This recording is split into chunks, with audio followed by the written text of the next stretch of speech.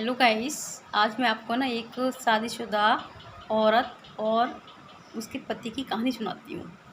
एक बार की बात है, उसका पति अपने ससुराल जाता है अपनी पत्नी के साथ। तो वहाँ खूब अच्छी तरह से जाता है। उसकी सासू माँ बहुत अच्छा आदर करती हैं और आदर करने के बाद में पूरा दिन गुजर जाता है। और दूसरे दिन वो जब वो लड़की वापस आती है तो उसकी माँ कहती है कि बेटी, एक बात मेरी सुन। ससुराल में अपने पति यानी मेरे दामाद का ख्याल रखना। मेरे दामाद का ही नहीं, अपने सास ससुर, ननद, देवर जो भी हैं सबका ख्याल रखना, ये आपके हाथ में है। तो बेटी कहती है ठीक है माँ, मैं ज़रूर आपकी बात का पालन करूँगी। ये बात है ना, उसका पति चल रहा था साथ में, वो भी सुन रहा था।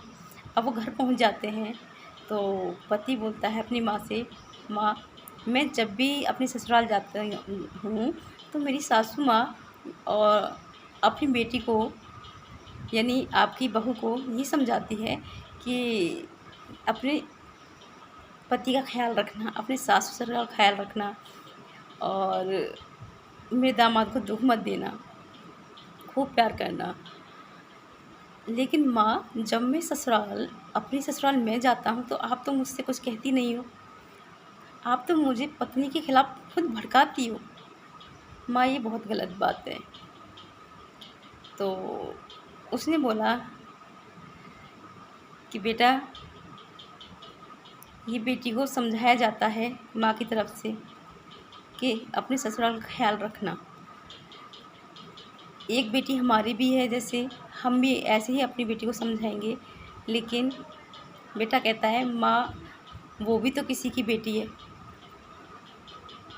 उसके माँ बाप आपके लिए कहते हैं कि ख्याल रखना और आप मुझे भड़काते हो।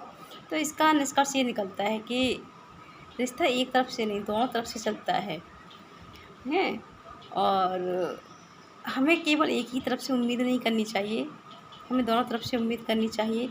आप अपनी बहू को बेटी की तरह मानें और बहू भी आपको अपने माँ बाप की तरह मानेगी, ठीक है ना। तो ये रिश्ता बहुत इम्पोर्टेंट होता है सभी के लिए।